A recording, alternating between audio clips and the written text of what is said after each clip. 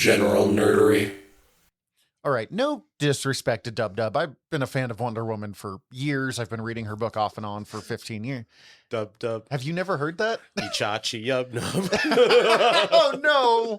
Oh, don't ruin that. No. But Atomi Toby Chiki. Ganoop not fleeing. Dum, dum, Glow. Tyler, Ichachi glow. I worry about you. it's going right over my head, dude. So It's I'm the fucking original Ewok song at the end of Return of the Jedi from the original versions. Okay, cool. I'm just going to blast right past that because the reference that my brain wants to make to your dub thing is Middleman. That's probably where I got it from. Dubby. Dub. And now I need to fucking own the physical copy of that now that I remember that. I do have a physical copy of the Middleman, and it's so fucking dumb in the best way possible. I'm just going to go add that to my wish list on AB. Add it to the General Nerdery episodes list, too, while you're at it. I think it's already there. Okay, perfect. Anyways, been reading Wonder Woman for off and on for years. I've got my list of favorite runs. I've got opinions on that. Never in history have I been presented a Batman book, a Superman book, and a Wonder Woman book, and my brain goes, fuck the other two. Give me Wonder Woman. I kind of knew that you guys would like Wonder Woman probably the best out of all of them. On me, it's like any given day, flip a coin between her and Batman for me. But... Oh, no disrespect to any of the other books. This was just... It hit so much harder for me than Batman, just more consistently. Every time I've read it, I've cried at several different points. It has more to say. On that note, I should say this part. Welcome to General Nerdery, your podcast about liking things. I'm Zach. I'm Tyler. You're so good at this. Thanks for remembering that. Look, man, I don't edit. I don't post it. I don't do anything. I have to have the intros down. It's the one thing I do here. And as an editor, it is helpful. So thank you. Not that I edit this one, but I'm Steven, by the way. That's Steve. That's Steven. I'm Steven, and I'm here too. Okay, excuse me as I choke on that Coca-Cola. Absolute Wonder Woman, Volume 1. The Last Amazon, following issues 1 through 7 by Kelly Thompson, Hayden Sherman, Mattia de Iulis, and Jordi Bellier. Should have looked up that name before. I didn't even read it before. It's the artist that does the last two issues, the trial one. Didn't like her as... No, not true. Really liked the work. Didn't like it for Absolute Wonder Woman as much as I liked Hayden Sherman's. But Hayden Sherman's is so fucking good. It worked so fucking well for me that subsequently the last two... it was just, This is fine. This looks good. This looks great. This looks great. Yeah, this looks really good. It's not what I was just looking at. But this is different. The other Hayden Sherman's art is so perfectly atmospheric for what it's doing. And my God, do I fucking love the way they illustrate her eyes. Can we tangent real quick? Did you see the Jim Lee Absolutes? Yeah. It does look pretty good. No, I haven't seen these. It looks pretty good, but it looks like the normal versions cosplaying as their Absolute versions. Except he doesn't usually draw Absolute as a tank in the same way that, or he doesn't usually draw Wonder Woman as the way he draws Absolute Wonder Woman. Oh, this reminds me, I saw some really good Wonder Woman fan art that I wanted to show Tyler. Perfect. Let's do this in an audio medium. Actually, I wanted to show it to both of you. It's someone I follow on Tumblr, and I'll look up their name because they're a great artist. Man, do I not have it saved? I don't know. Does he not have it saved? I don't know. Don't look at me. It's his phone. Are you not entertained? Motherfucker. This is our third attempt to do this episode. Okay, and so far, it's going really well. I'll find it. So, okay. This is the one that before it came out got the most hate and immediately was the most interesting to me. Oh, it's fantastic. This is my favorite Wonder Woman. Yes. I was trying to think about it. I've got other thoughts. But yes, I think I agree with you, at least so far, from a single 6-issue run, 7-issue, whatever. This is the book that really made me understand what they were doing, the two kind of fundamental things of what they were doing with the Absolute line, at least with this original Trinity, that made me understand the books more. Because, the way they kind of sold Absolute was kind of like the Ultimate Universe, but with a darker edge to the world. So the heroes are the underdogs. Cool. I don't think that really sums up what the books do so well. At least with the original Trinity, you know, Batman, Superman, Wonder Woman. Really what it is he found the thing. With Mel, that's good. Yep. I don't know who that is. It's they labeled it Princesses of the Underworld. It's that's the Hades 2 protagonist. Yes. Okay. I could not find the words to say that. The artist of this, someone I follow on Tumblr, Dylan Marcy. And you know what? That's not too far off one of your romance options in the game. Giant muscle mommy that should probably be played by a Rhea Ripley in real life. Yes. Which this person has drawn some Rhea Ripley art, and I get it. And like they done a great job with like I was like, damn, I love that they drew a tall ass Wonder Woman. Send me their Tumblr. I will look at this. I've sent you them before. They do a lot of really great muscle mommy type stuff. Yeah, we talked about this for you guys a couple weeks back, but for us half an hour ago on General Nerdery News, which if you don't follow that other podcast of ours, of one of the best ways to do Wonder Woman. She should be like half a head taller than everyone around her. She should be stacked. But okay, as I was saying, like I really kind of understood the things. One, take the character and just make one significant change. We kind of talked about this. Superman didn't arrive as a baby. He arrived as like a teenager. Batman, not stupid rich. Wonder Woman, instead of raised in paradise, was raised in hell. Like, such a cool concept. Swap one concept, and then let's see what happens. Oh, turns out they're still baller as shit. I do keep waiting for Cersei to turn on her, because Cersei is one of her most legendary enemies, but in this is her mother. And I'm not ready for that. I'm not ready for it either. But I do think they've set the groundwork here for a heartbreaking betrayal that will be something that, like, I will have to understand. Yeah, it'll be something that has to happen. I was about to say that. Like, Cersei has some knowledge of the future, and we don't know everything she knows. Any betrayal she does is going to be for a greater good at this point, I think. Yeah. And it might not be apparent right away, but I think that's kind of where this story is heading. Not even fully agree. I don't even want to say for a greater good, but it's just something that must happen, because there is really that kind of theme.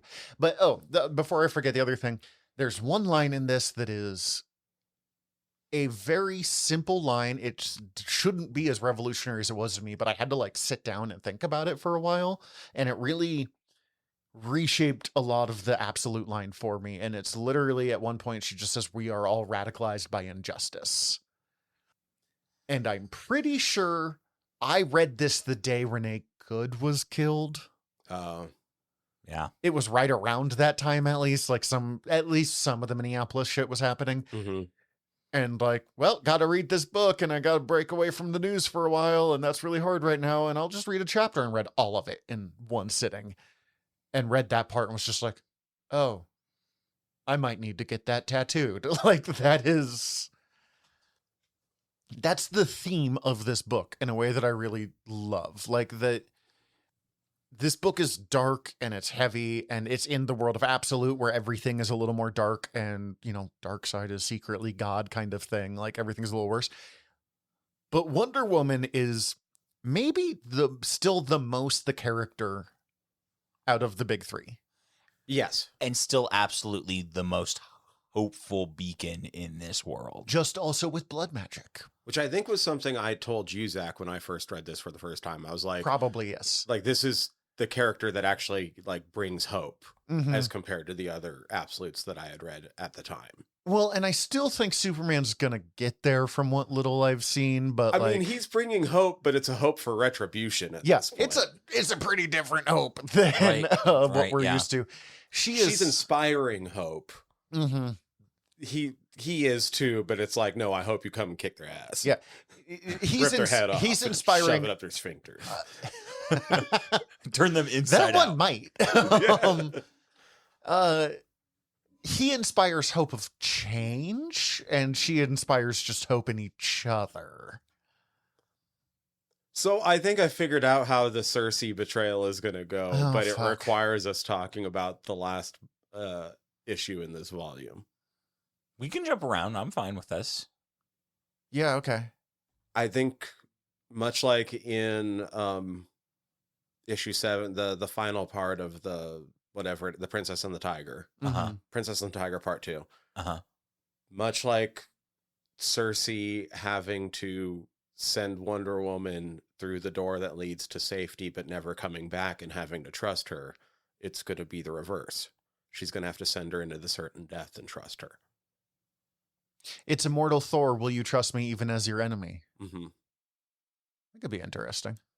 Fuck, that's gonna rule. Okay. I hope that's what they do, because I think that'll be beautiful. I fucking loved this book. This book really, really worked for me. Before we dive in too far, let's give a quick, this is what the book is, because it is Wonder Woman, but it's a pretty different setup for Wonder Woman. So even if you haven't listened or haven't read but are still listening, which never makes sense to me, but I know some of you do it.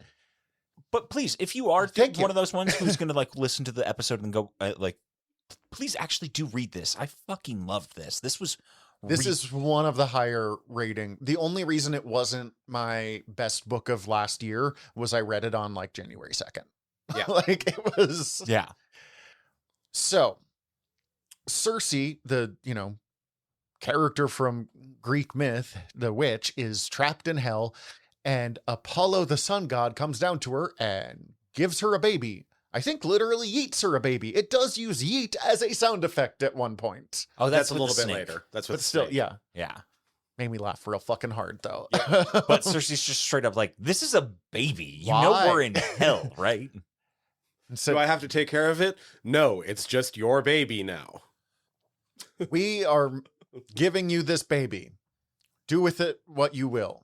Also, you can't say Amazon. Yep. Try. This Nah, that is sounded the funny. last of the Amazons. You are not allowed to ever say the word Amazon again. Peace. I love that opening line between exchange between Apollo and Cersei, though, of like, he's like, You can kneel or something. you may like- kneel, and she's like, I'm good. She's trapped in hell. I'll stand, or something along those lines. And he then like says like, always something or another. And then she's like, I lean into my strengths, and he was like, maybe what got you to hell. Also, baby. Also, baby. You may kneel. I'm fine. Defiant even in hell I see. I lean into my strengths. Perhaps it's what got you here. Perhaps. This is yours now. This is a baby. It's such a great exchange. Cersei imagines that the baby is going to die almost immediately and sees it red, like a salamander, basically. The Comes up to- salamander comes up later. Oh, okay. It's a giant snake. Oh, it's the snake first. She's The like, snake oh, gets yeeted. Yep, that's oh, right. this'll wrap itself up right quickly, even. And then the baby picks up the snake and just like tosses it, and then that's when we see the yeet. And she goes, interesting. And at first it's clear, like, oh, I have use for this for my own. But I think it's part also just like, fuck, I'm stuck in hell. I got nothing else to do. I'm gonna watch this baby eat some more shit. But then as the baby grows really fast, we watch Cersei fall in love with her, and also how Diana is still Diana to the core. Side The note, baby grows fast because Diana is a huge fucking woman. true. But like, it's also a hell of a montage sequence. Yes, but I mean like that growth period they cover in 2 pages. Like it's not But also, You know. they really like the Two beautiful pages. One of my favorite sequences in the book. and like 100%. the phrasing on that page, like the lines on that page of like, what was it? How do you love a child? Oh, here. I knew there was a reason I brought this book with me. Because there's some fucking banger lines in this. Plenty of things tried to kill her, us, but there was no overwhelming force of creatures bent on her destruction as I'd feared. And she had a quality that softened even the most treacherous beasts. And I don't just mean all the little creatures and demons or lost souls that drifted to her. How you fall in love with a child is by raising it. Which they repeat that again. And then it's how you fall in love with a child. Raising a child is how you fall in love, but letting them go is how you prove your love. Fucking, I haven't had kids, and I'm just like, this shit slaps. This is like the mentality I want to try and bring to trying to raise kids. I'm like, why am I even thinking about this? I don't have kids. Because you do it to the world around you, even if it's not with children. Exactly. Side note, have you guys, because you guys read this online, not on a physical copy. Did you get the Lil Diana short stories with it too? Some of them. Yes. Yeah. Okay. There's not that many, but it's just It reminded me of the Little Devil. little bit. It's these guys did, it's Dustin Nguyen, who does several little art things, just telling stories of Diana as a kid in hell, just befriending every demon that comes around. Yeah, it's pretty great. It's pretty adorable. Anyways, from here, we kind of get classic. I mean, this is told in flashbacks, but we get kind of classic Wonder Woman stuff. Steve Trevor washes up on their island, except instead of the island of Themyscira, it's this little island in hell. We still don't know how Steve got to hell, and I feel like that's going to come up. And it does seem like he's modern day. He's modern day, and he is still alive in hell. You know, I think there's one other big difference from the get-go, at least, with the Absolute Wonder Woman. I think it's part of the reason why she's my favorite Wonder Woman. They make it very explicit that she uses magic all the time. Oh, yeah. Whereas I feel like in the past, they've done that a little bit better in modern Wonder Woman, especially after they had her lead the Justice League Dark for a bit. But, like, I feel like in the past, it was the reason I never jumped on the Wonder Woman train so much was because it was really easy to just make her chick Superman. It really was treated almost more like Superman. Like, she just has these abilities, but it's not really talked about where it came from. You mentioned Justice League Dark, the Tinian the Third run.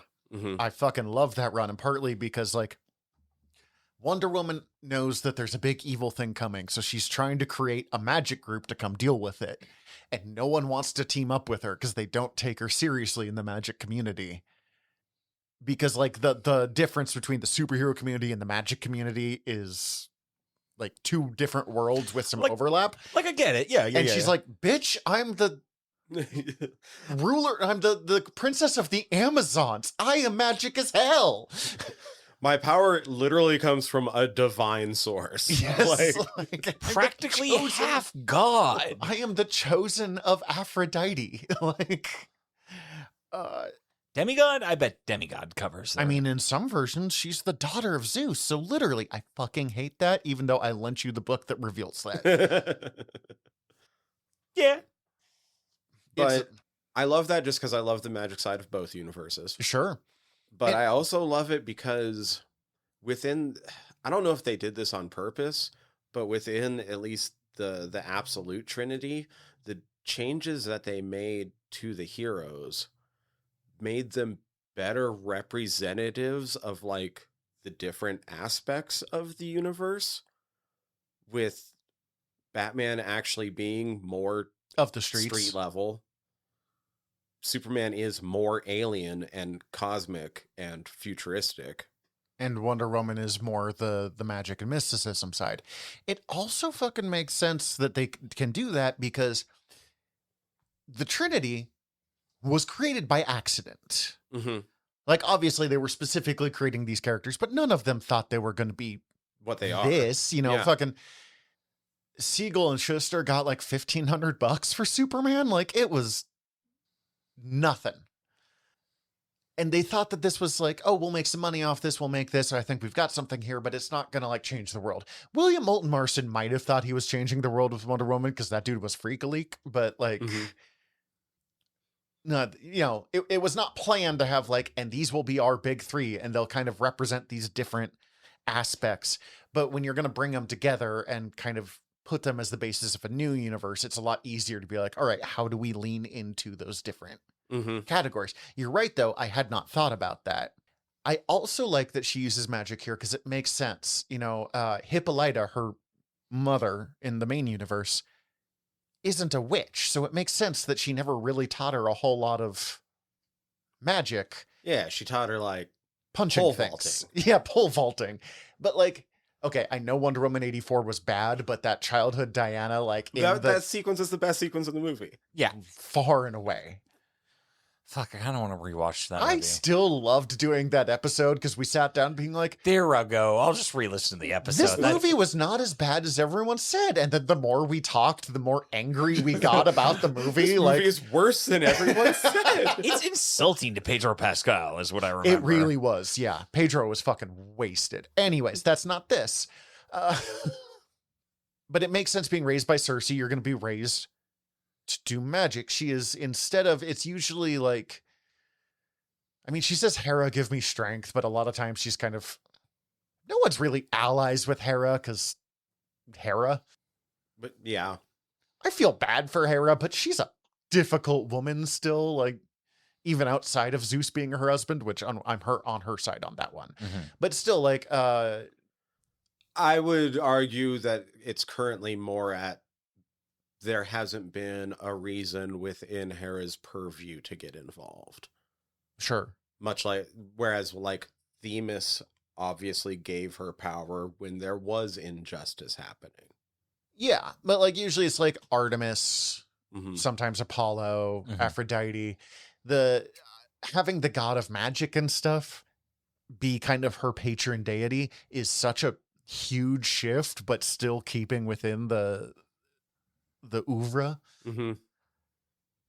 Also, this one, similarly to the New 52 Wonder Woman, which is the one I lent Steven, which he hasn't had a chance to read yet, treats the gods like the dickheads that they are. And I love that. Except for possibly Hephaestus, who rules. I love Hephaestus. Dickheads that they are, but also still gods that should not be like disrespected, but like also understanding that like, yeah, you're all fucking assholes. Yeah. Well, it's the hard line to pull, you know, for so many because years. like Persephone's fucking rad. Hades is a dick. For so many years, media kind of treated like the Greek gods as like good people, I guess, or like as the good guys. No, that was just Hercules. Maybe that's what I got it from. 90s Hercules but animated movie. Really, And TV even as a series. child being like, Zeus, I don't remember you being this nice. Actually, I know Clash of the Titans probably I was about started to say, that. I feel like a lot of them didn't make them as big of dickheads as they That are. might be a better. Yeah. They were usually pretty neutral or benevolent. Yeah. With Okay. one maybe, or two being a Satan stand-in, depending on what story you're telling. maybe that's Right. what I'm thinking of, but I have such a hard time thinking of Zeus as benevolent ever. So the fact that they're treating Zeus as like, yeah, he kind of sucks, dude, like works really well for me in this one. Oh God, I don't. God, that weirdly. This is way off topic, but they've been casting for the God of War television series that they're doing. I'm sad that it can't be Christopher Judge. Yeah, but Mandy Patinkin is going to be Odin. Phenomenal choice. Like super scary, like mob boss Odin. Love it. Phenomenal choice. Anyway, I just wanted to point that out. No, 'cause it's I love amazing. that. Okay.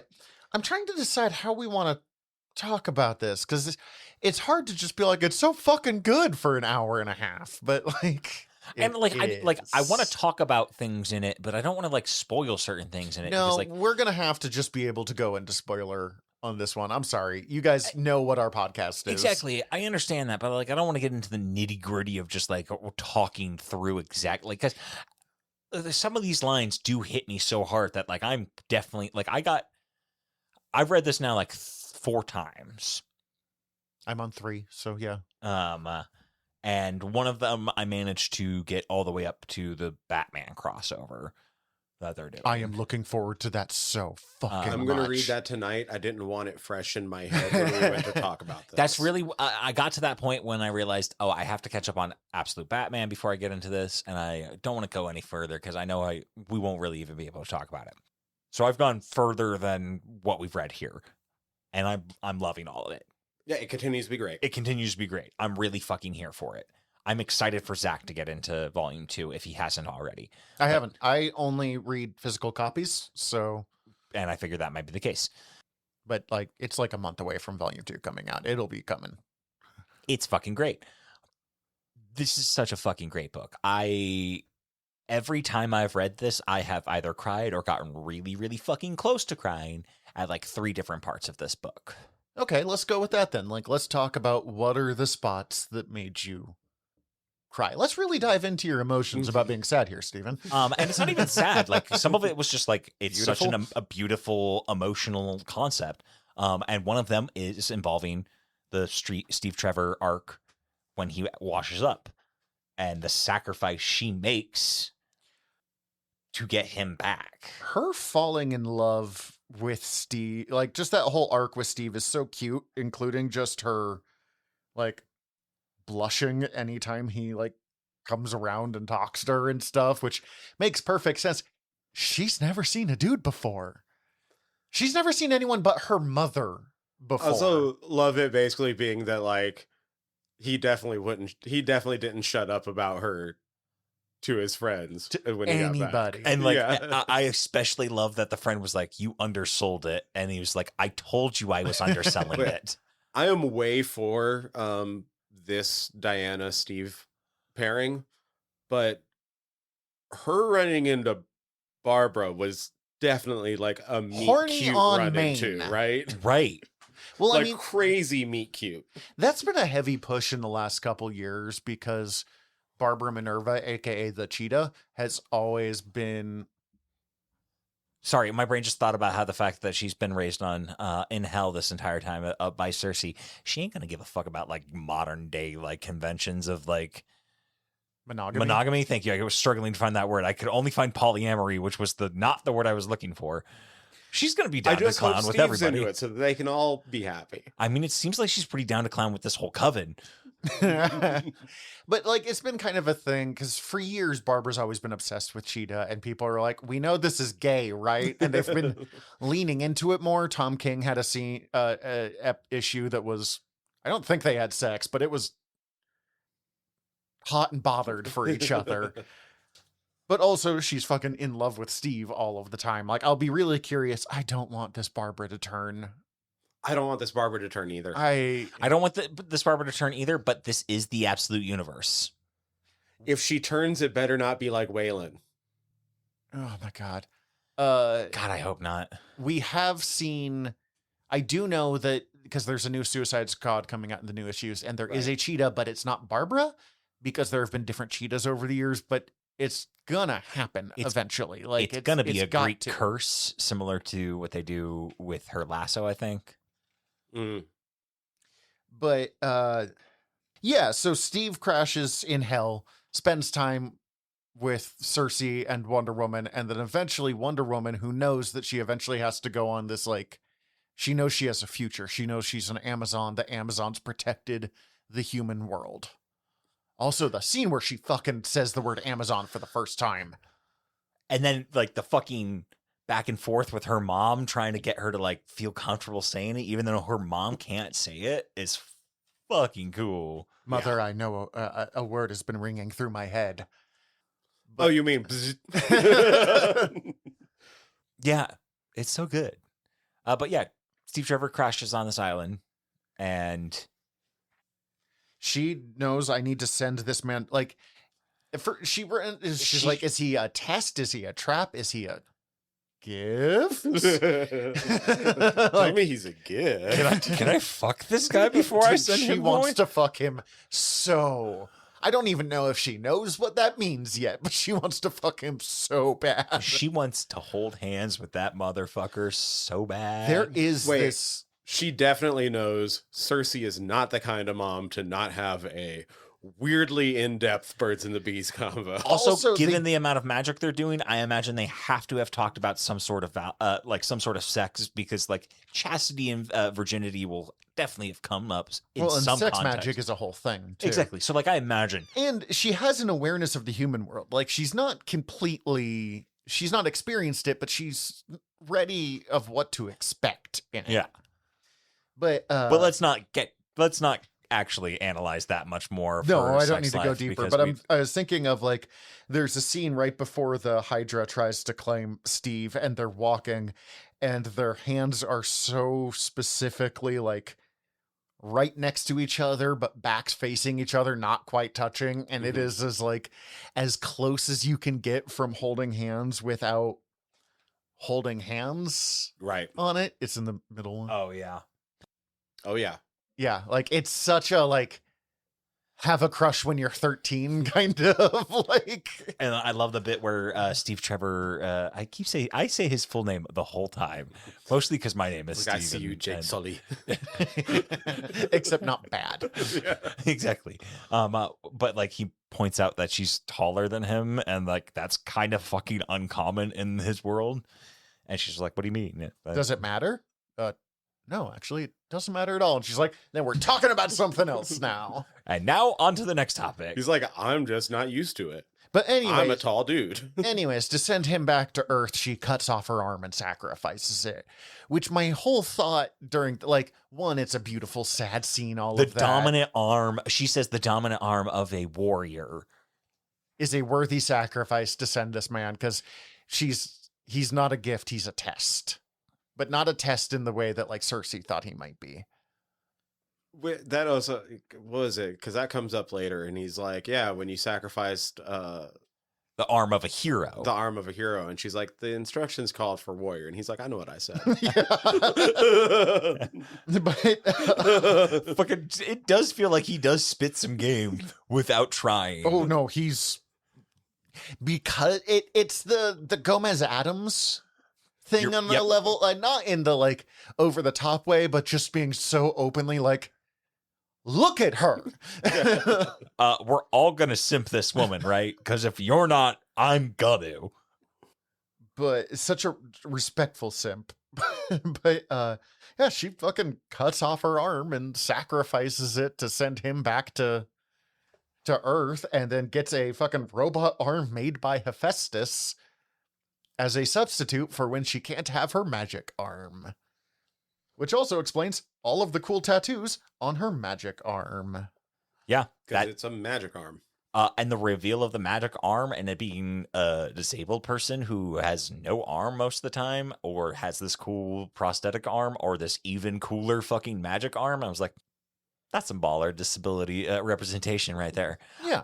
Not a disabled person myself, but I think this is pretty cool. I will say, because I'm flipping through here looking at some of this stuff, the one problem I have with the meet cute with Barbara Minerva is she starts to leave and Barbara yells Wonder Woman, and then it's revealed that Wonder Woman is the name of the greatest of their champion, the greatest of the Amazons, which I don't know if that's part of the Wonder Woman lore or something like that. I just haven't read enough early Wonder Woman. I feel like that is a like old school callback. That makes it better, but man, I liked it. I just felt, but I'm not 100% on it, but I feel like that's something that feels Whether like or an not old it's school. previously existing canon, it was a succinct way to get the fucking title in the book so that they can just like get around calling her Wonder Woman. And credits. I But I was like, appreciate that that's how they did cool. it. It just felt hokey to me. Like I understood why they're like, we need to get the name Wonder Woman in here somewhere. Because otherwise, everybody's just going to start calling her mommy, and that's going to be weird. I mean, you could represent. Like I was literally looking at the thing, her costume, and like the W on her chest you could read it as an M almost. So, Yeah. Mamma Mia. Here we go again. Wonder Mommy. And you told me this was one. They have this scene. So there's this big monster attacking. One of the things it does, like the 4 deaths, and the first thing it does to scare you or to kill you is the death of fear, which basically makes you not scared of the giant kaiju that's attacking. and run directly into its desperately run maws. to it. So her solution is, because and it does this by like a sound that it makes. So her solution is, what if all of you went fucking deaf? So oh man, since we're getting into the Tetracide, I do want to say this is the one part that like all the action is cool. The way that she deals with like the populace of the city is cool. I kind of wish that they would have even tried to give more info on some of the Tetracide shit, because you're going to get into the other deaths here, and I feel like they don't hold up on reread. Like, it sounds like a really cool idea. What is the... They really breezed past it, I felt. Yeah, the Tetracide goes down a little easy. Because it's the death of fear, then it's the death of... body... No, death of mind. Yes, the death of mind. And I can't remember what they say about death of mind. What, you go crazy when you touch it? I'm trying to Yeah, find... I think that's it. So you just like hang out until it has time to eat you? I think basically, and or you kill everything, trying to kill everything around you. Then death of body, self-explanatory, and then there's the death of the soul, and they're like, and you don't want to know how bad that is. And that's it just eats your soul. It's your that's soul. as bad as that sounds. And I was like, okay. Okay, so all I can even halfway imagine is death of body. And once death of mind happens, I don't think I care about that. So that's not actually that much of a threat anymore. Yeah, like other than this city will be dead, and that's bad. All of it's bad. I don't want to die. You don't have to sell me how bad each of the different ways are to die. I get it with one. It kills you. Mm-hmm. I guess because, you know, she lives in hell. She lives in an afterlife. There really is something, I'm sure, probably to the, like, the different levels. Like, okay, death of fear, you flock to the thing. Death of the mind, even if you know, end up in the afterlife, you're just a shuffling nothing as opposed to the person still. Death of the body, you just die. Just, you dead. Death of the soul, you don't even get your, like, shuffling mind to go to the underworld. You just... But then that negates it being a shuffling mind. Yeah, and I don't. I'm making this up as I go along. Okay. Yeah, like that. That's why I'm saying that it's the actually thing that kinda doesn't really hold up on like reread when you're like looking for cool shit in the book. Unless it's a really like cool idea the first time reincarnation, through. I You're don't like, care, I oh guess. fuck, the four killer. Yeah, I think that's really what it was. And it looks pretty sick. I like the design for this big kaiju Big monster thingy. thing. We did breeze past the Harbinger, which I liked the design of the Harbinger. We also breezed past the big fucking sword that she turns into a bigger fucking sword. No, we haven't gotten to that yet. No, Yeah. I mean, it's already past it in the book, so we're jumping around. But okay. Did she do that with that? Yeah, she did that before she turns off the sound. Weird. I thought it was No, she doesn't do the bigger fucking sword. She just does the norm. She stabs it with the sword and then wraps it with the lasso. She has Cloud Sword from Final Fantasy VII. And it's such a fucking rad sword. Yeah, no, she does that later. She cuts You're it in right. half She later. does it later.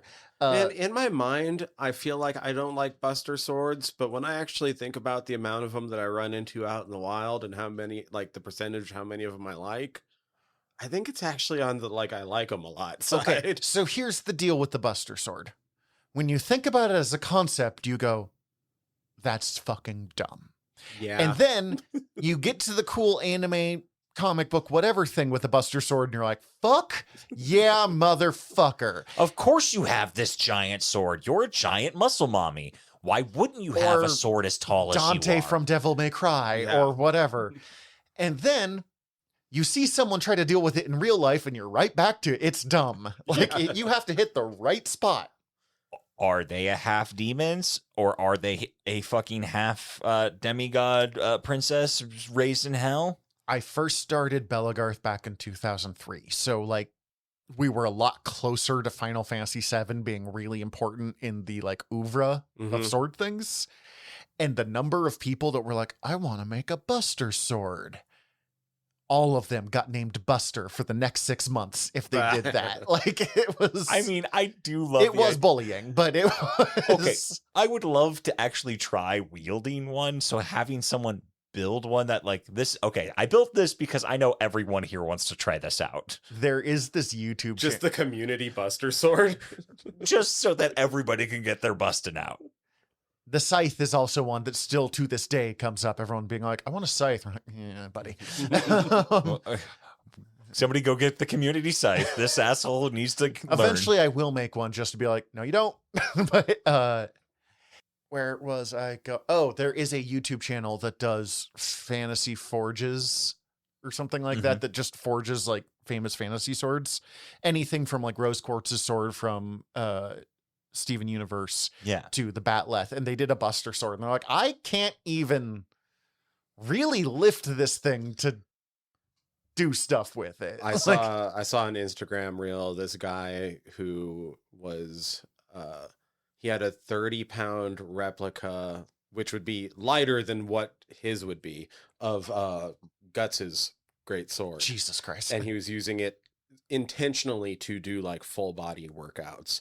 And this was a guy that was already incredibly in shape, and when you saw like his early like day like 10s, he's like barely able to like, and even like later on it's like very kind of slow controlled movement, and Well- Jesus, it looks terrifyingly tough. Yeah. The whole point of a pommel is it's supposed to backweight your sword, but if it's a fucking 2 foot wide, 5 foot, 6 foot sword, that pommel ain't doing shit. Yeah.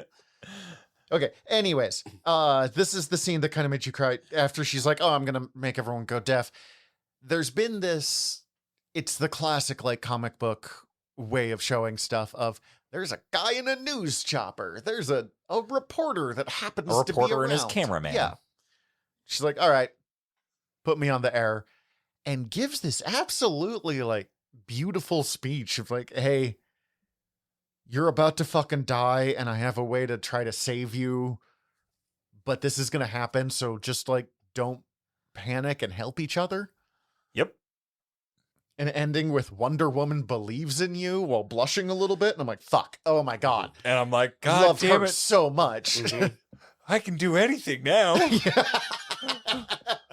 I just needed to know that. And then we immediately swap to Etta Candy, who I do actually have a critique on this one, finally.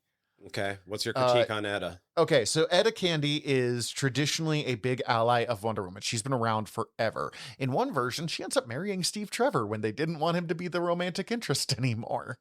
Which I'm fine with that. Yeah, okay, cool. Then we can have Barbara hook up with Wonder Woman. In this one, Etta is a retired policeman who's become a private detective because corruption, and her witch sister, which how fucking fortunate that Etta Candy just happens to have a sister who's a full-blown fucking witch. Not only a full-blown fucking witch, but like a full-blown fucking witch who runs an cult apothecary who has like the full stock. A little too perfect, but okay, that's fine. I don't care. It works for the story. Honestly, my issue is that Etta is like kind of skinny and jacked. Etta is historically a fat girl and not shamed for it. Okay. As someone who didn't know this before, I now like this character a lot less. And this version of Etta rules. I have no problems with her, but it is one of those things. It's similar in the New 52 when they redesigned Amanda Waller to be a skinny bitch. I don't mind saying bitch there because Amanda Waller is a bitch Is in a every bitch, incarnation. If she's not a bitch, you miss the point. Yeah, of the character. you aren't making Amanda Waller anymore. You have made someone else. It's not a huge deal. It's just like you so rarely are allowed large people. Does she ever have a sister?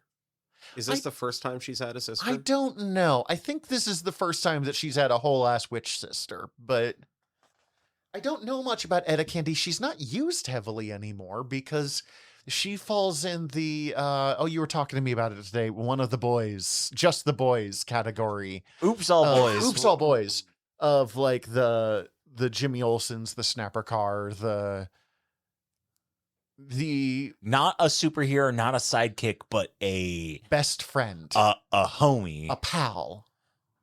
Are we both looking up Etta Candy real quick? Yes. Okay, I have mine on airplane mode, so you look yours up.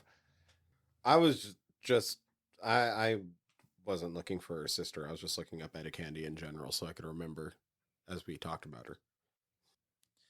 Yeah, she was like part of a sorority at one point. Like it was a very different. This is basically a unique character. That's fine. There's I nothing also wrong should with point out it. that I have not read a lot of Wonder Woman. Okay, real quick. This is what Etta Candy looks like in the original. Like this is Well, that's a terrible photo So- you've chosen here. okay. Yeah, big head, but like, yeah. I mean, So you get new the Etta point that Candy is skinny, but she's also now black. that's cool. I don't care about that. Can I have a fat black woman? Here, I also like this. This is a great look. yeah, she kind of looks like your wife, dude. Except blonde. Oh yeah, but And my wife would be insulted. why would she be insulted by blonde? She's very proud of her red hair. Oh, okay. I don't mean offense. I just you have a type, and it's Etta Candy. Yeah. Anyways, And I think now that I've also made if she was black too, that'd be a great look now too. that I feel like I've made this awkward. You definitely have, so let's move along. Yeah, it's not a huge critique. It's just a thing that happens in media that bothers me when it happens. Anyways, I've never read a lot of Wonder Woman, was what I was saying earlier. yeah. Most of what I've read is like tangentially stuff, Wonder Woman in other things, popping up in some Justice League New 52 stuff that I read.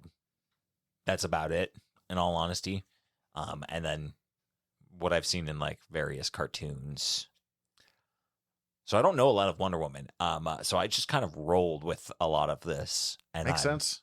kind of here for everything here. You don't really need to change. Like that didn't stick out to me.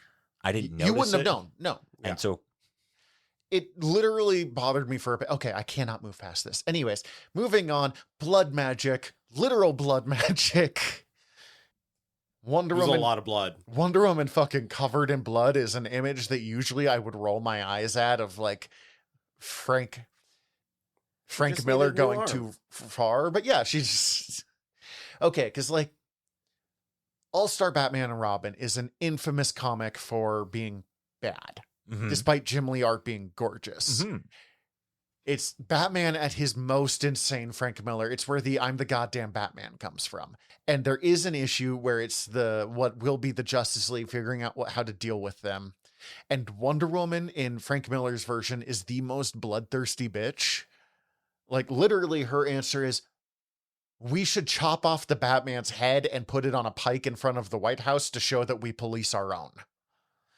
She's not wrong in that situation. And Superman being like, what the fuck, lady? Like, but like that made me even because when that book came out, I wasn't really a Wonder Woman fan yet, but I was still like, this feels wrong. I feel This like doesn't you've quite missed the feel point. like Wonder Woman. So that's almost what I would expect to see Wonder Woman covered in blood. And I would have hated it. And instead, I'm like, damn, girl, you should take a shower before you go fight the Tetracide, because that shit's not going to want to come off after a bit. Yeah. But it's going to crust. Oh yeah, she should at least just dunk into the ocean before I she. was about to say that they're gonna fight out in the bay. Like, Yeah, just She like rinses hop it. in, Yeah. hop out, fly around. Pegasus is fucking cool as shit. We haven't talked about Pegasus yet. he's not just a Pegasus. He's Pegasus, He's Pegasus. But undead. which is revealed at some point how that happens. I don't know. Prometheus. Yeah, Prometheus gifts her with Pegasus. yeah. Prometheus is just like, yo, I'm down to give you a bunch of gifts. You came asking for like the one thing. But I'm going to give you some other things. You're getting a shit ton. Like, I'm getting to stretch my arms for the first time in a while. Oh, you hit the showcase showdown. You're getting all of it. You're going to fucking France. You're getting the speed buggy. You're getting the catamaran and the fucking new fridge set. And Daddy gets to enjoy his liver for a full day. And maybe again for a random day. Similarly, okay, let's talk about the lasso, which is not the lasso in truth in this one, but it is. The last eye? She has multiple? She has multiple assets. Yes, but the Lasso. lasso that we have dealt with so far, The red one? it's green originally, but yeah, it's the transformation one. Well, It's called no, Sacrifice. The only one we've seen so far has been the red one. The green one comes in at the end. That's the one that's Oh, the yeah, big- yeah, yeah. That's what I was thinking. I forgot about MacGuffin. the red one. But she's got different lasso. They are... Because the red one's penance stare. Mm-hmm. Yeah, Yes. it's literally the penance stare from Ghost Rider. which she uses to take down Harbinger. You and, feel and the pain tries that you've on inflicted. the Tetracide. Tetracide, but the Tetracide just pulls out the sword and undoes the lasso. Tetracide, the joke's on you. I'm into that shit. And the green one is essentially sacrifice. They use the Greek name for it, including Greek lettering. So I can't even it. That's not a letter I That's- recognize. That is a And that one's made by her mother. Cersei. Cersei. Reminder, that is made by Cersei at the instruction of the goddess of magic, because she's going to And, need and this is shit. infused with transfiguration magic, Yes. Mhm. which is like Cersei's specialty. And it's like wicked stronger and crueler than Wonder Woman's prepared for. She will hold anything, and she will transform anything, but what she holds determines the shape of that transformation. So she uses it on like a harpy, but is freaked out by what it transforms the harpy into. Which we never see exactly, Nope, right? and Dead. that's on purpose. Transformed it into dead. And transforms into cannot breathe anymore, and I choked it out. Probably, yeah. Inside Out is my guess. Yeah, Transformed who it into knows? Inside Out. Well, look, she doesn't like to kill if she doesn't have to. Mm-hmm. And that is in a flashback where she's still on the island learning how to do shit. It might be. It might be that it transformed it into dead and she was not prepared for that. Yeah. But I love that the thing that she has to transform is not the Tetracide, but she transforms herself, and she turns into a fucking giant Medusa. Medusa Kaiju. Mhm. Which kind of makes sense. It's Like, not she's- like giant, like long giant. it's pretty giant. I mean, it is pretty giant, but like compared to the Tetracide. Okay, but it's still like She seems to be able to change her size as Medusa it does because when change she several first times. changes, she is very much closer to Kaiju sized. And by the time she runs into Steve Trevor, she is like twice his height. Yeah. It's definitely kind of like it's a comics rule of like what What do I What's- need for the moment? yeah, what size looks right here. What is coolest, and we will scale it up as we go.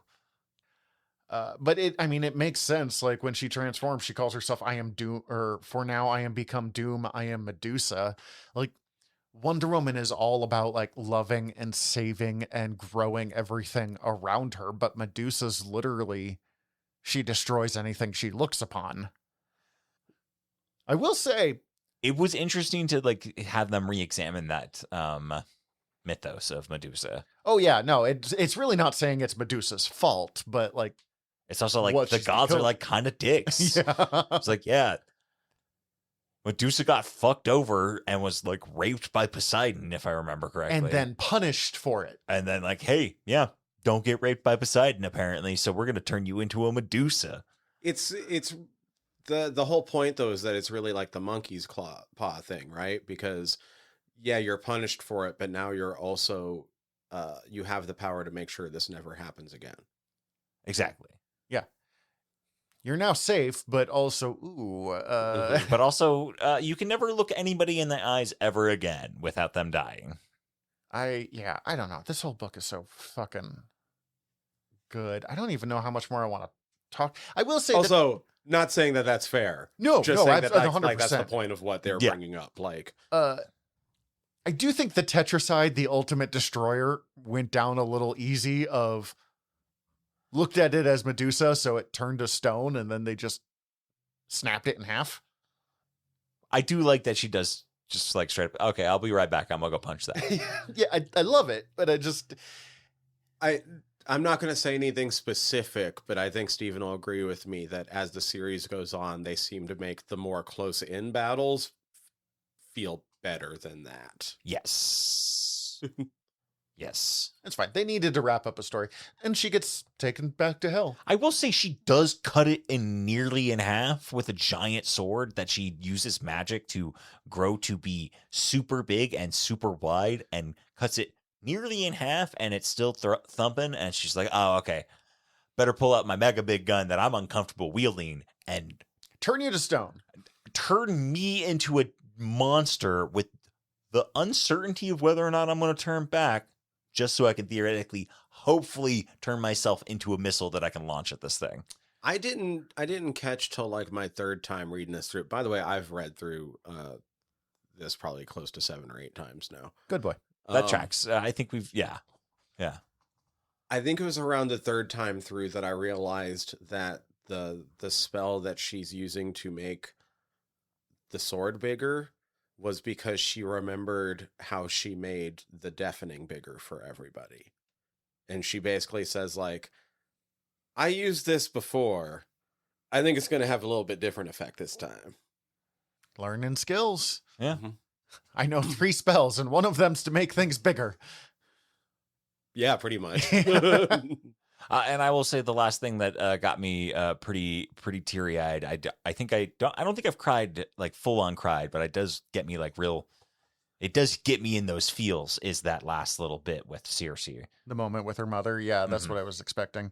So basically, not Pluto. Hades. Hades. Thank you, brain. Is pissed off that someone escaped hell. Now 2 someones have escaped hell thanks to Wonder Woman, both Steve and Wonder Woman.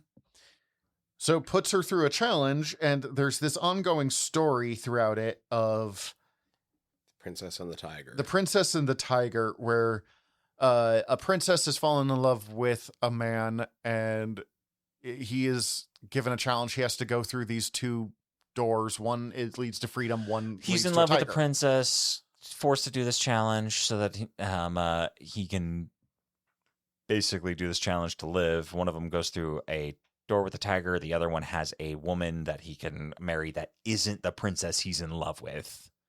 But he doesn't know that, though. He doesn't know that. But he can be alive and safe. But he does know that, like, one of them doors has... One's safe, one's death. Yeah, one's safe, one's death. I think he does know that there's supposed to be a princess behind it. She learns that, and that's why it's a question as to what she chooses. I think she learns, if I read it correctly, she learns that it is a woman he formerly was in love with. But I think he knows there's a princess there. I thought he just knows it was freedom. Interesting. I may have read it differently. Diana, this story is called The Lady and the Tiger. Once upon a time, long ago, there was a beautiful princess, and she fell in love with a handsome young man who was not a prince.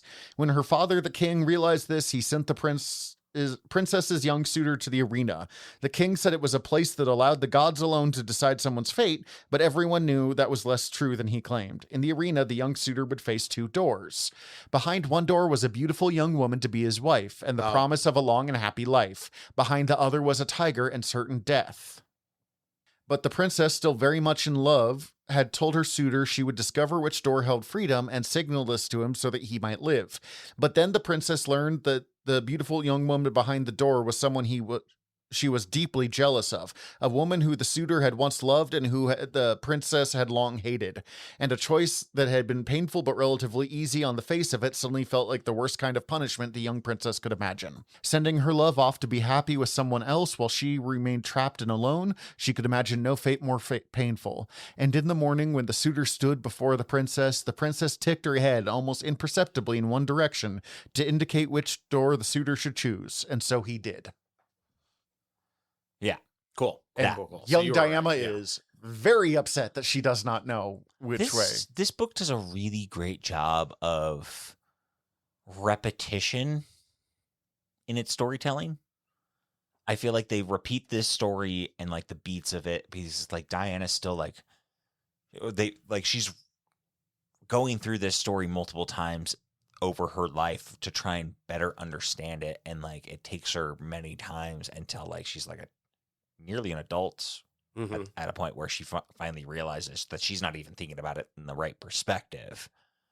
She's thinking about it as though she's the princess, if I remember.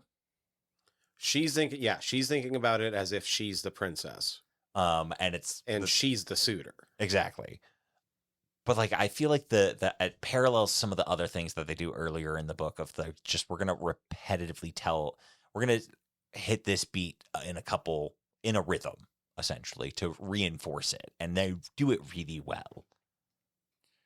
Well, and she has this whole thing of like, I don't think I like the princess. And it's like, it's not about liking her. It's about understanding her. And you're like, whoop, this is coming forward. This is.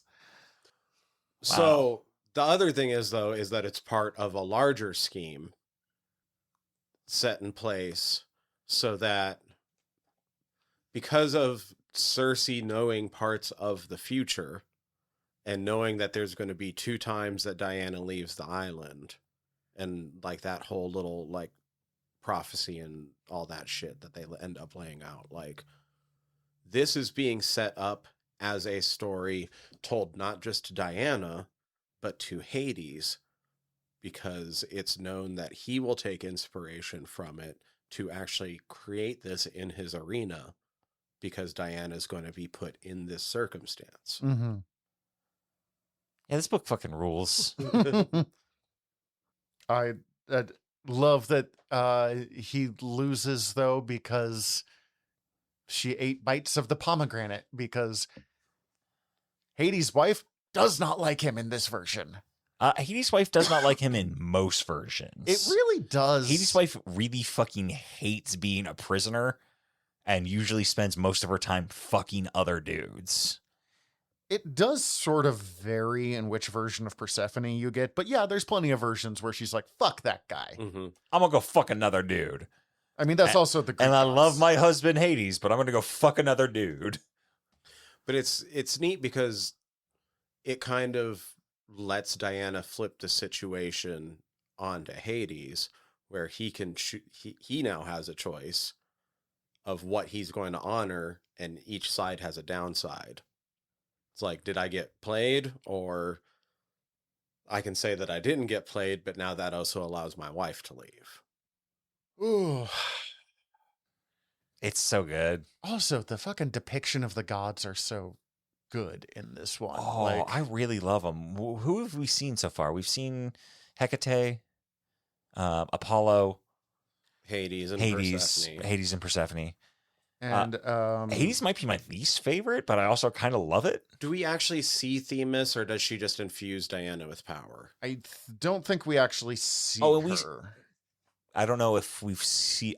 I know we see another one later, Yeah. but I don't know if we've seen it yet. I don't think so. Okay, thank you. I couldn't remember order of things. And of course Prometheus, but I know he's not a god, but Right, he's Titan. yeah. Yeah, this version of Hades is Interesting. he's blue flame, but sometimes he's kind of blue. Was he still Ooh. James Woods in anyone else's head? I think the blue flame has definitely influences that a little bit. Just No, the he whole was body. definitely instead more. My brain thought of the frost giant from Thor. Oh, of, Weird, arbitrary British guy. okay.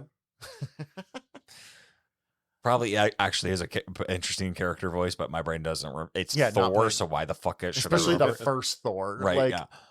the most generic Marvel movie ever made. And it's not even bad. It's just Yeah, it's just, there. It's there. it's there.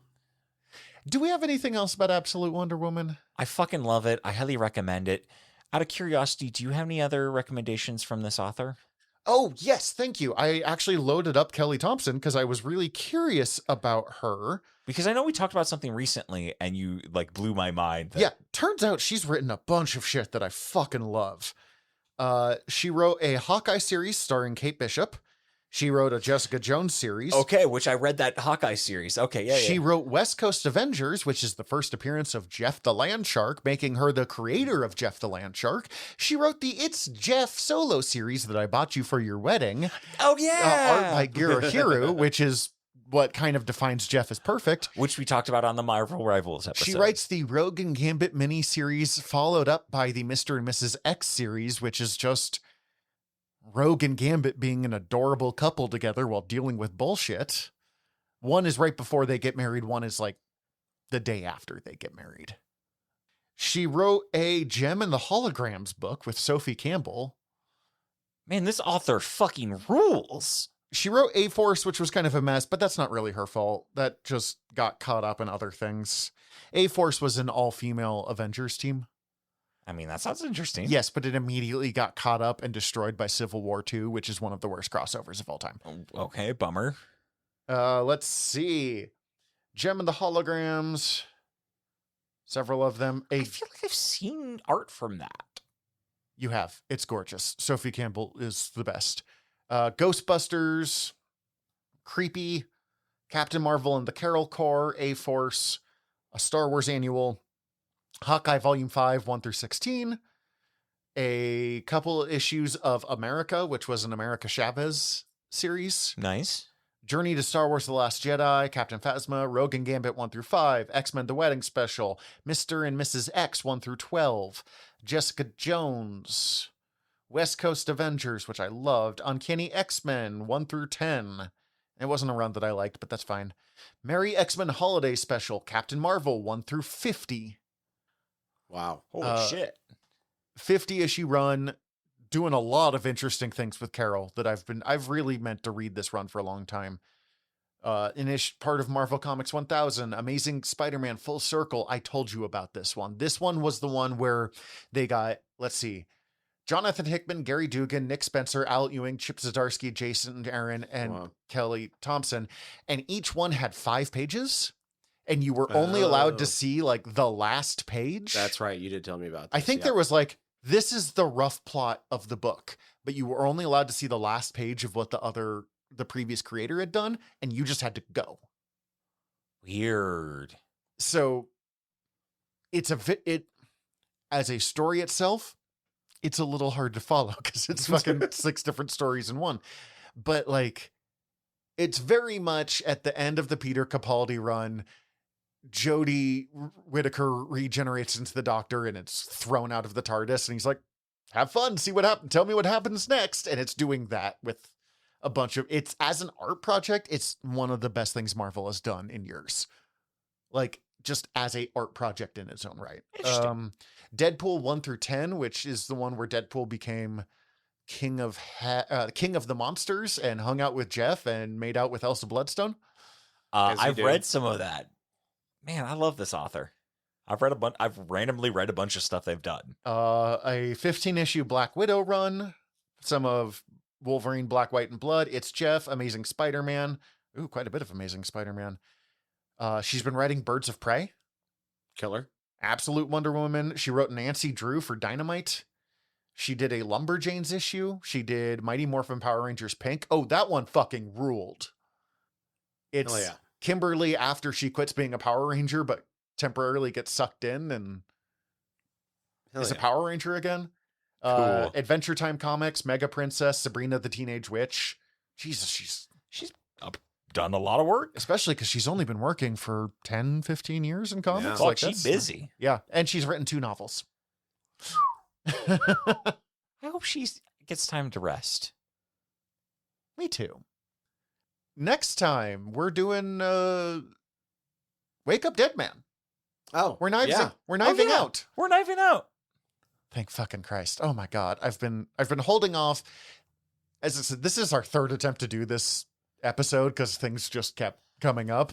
And because of that, it started with, oh, well, I'll watch this next week. Mm-hmm. And that was a month and a half ago. I'm like, yep, I've been waiting for this episode. Finally. And I'm glad we're gonna watch this because I watched it already, and I was getting spoils on it, starting to get like people. Tumblr sucks for spoilers, unless you like go and actually like tag out shit. You'll just have stuff get spoiled through like GIFs. It just happens. So, I just watched it and it was great, and I fucking love it. So I'm excited to do this episode so I can rewatch it and talk to you all about it because I have thoughts. Fuck yeah. But in the meantime, we're your generals of nerdery. I'm Zach. I'm Tyler. Dismissed. This has been a General Nerdery Presents production. If you enjoyed it, please go hit like and subscribe wherever you're listening to it right now. Also, we'd greatly appreciate it if you checked out our other shows over at gnpresents.com. Thank you.